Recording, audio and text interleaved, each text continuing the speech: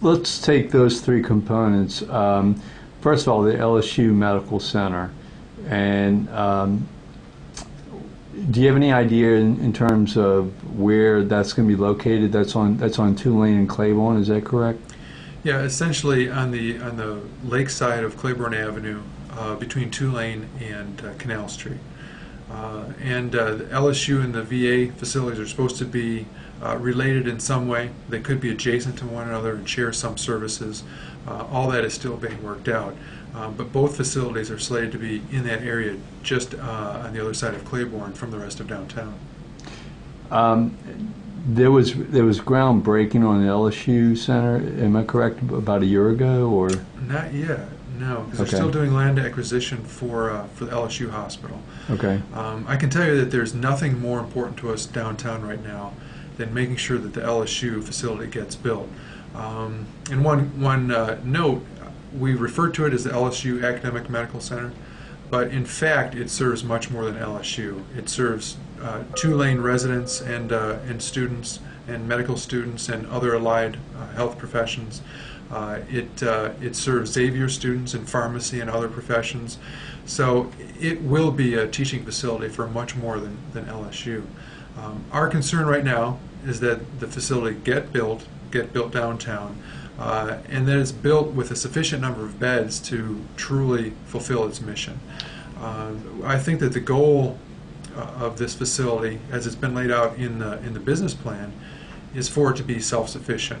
One of the problems that we found with Old Charity was that it was constantly in Baton Rouge having to beg for funds to make capital improvements and so forth. The business plan for the new hospital is that it won't have to do that, certainly not nearly to the same extent, because it will be able to create a net income at the end of the day that it can set aside and then reinvest in itself over time in capital improvements.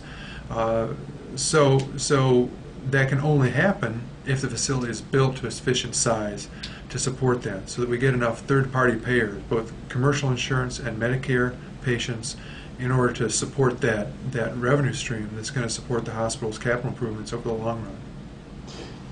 And is that only for VA patients, or?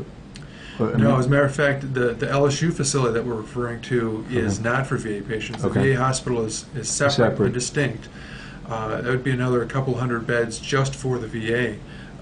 Right now, the business plan says that the LSU hospital should be about 484 beds, and so that's what we're shooting for at this point in time. And it would serve everybody from the indigent, folks who don't have other options for health care, kind of like the Old Charity did.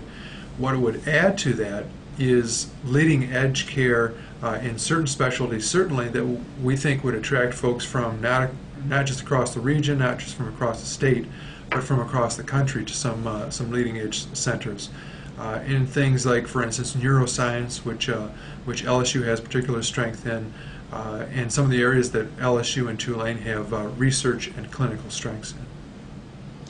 So Tulane and LSU would be, say, partners in the VA hospital, but also Tulane students would be taught at the LSU facility as well as other university students. Right. Yeah, that's something that a lot of folks don't realize, is that at Charity, at Old Charity, there are a lot of Tulane residents and medical students there all the time.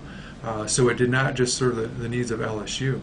And like I mentioned before, Xavier as well. It really serves all three. And then not to leave out Delgado and the nursing program at Delgado. The new program is going to serve, or the new hospital would serve all four of those in one facility. That's another part of the reason. Certainly, bed count is not going to be driven just by teaching needs. It's got to be driven by the market for health care. But it's going to be important that we have enough beds to train all these professionals.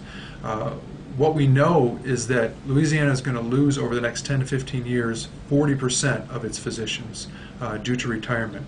There's a big bubble going through the system right now where a lot of these doctors are in their 50s and 60s, are getting ready to retire, and we've got to be able to train those physicians here in Louisiana in order to fill those positions, or we're going to be pretty severely under-doctored, if you will, in Louisiana. Which is pretty much how we were right after Katrina. Yeah, I think yeah, if I guess that's a little bit of one of the positive aspects of Katrina, is that it showed us what life could be like over the long run if we don't train more physicians here in Louisiana, specifically in New Orleans, to meet our coming needs. It was a pretty scary situation there right after the storm, and we would hate to see that same kind of doctor and allied health profession shortage extended for the next 10, 15 years. Especially if the population does grow. Yeah, and luckily the population growth up to this point has met or exceeded expectations from some of the demographers, and we expect there to be continued growth over the next 20 years. And not necessarily getting us back to the same size, but getting us back substantially to the same size we were before the storm.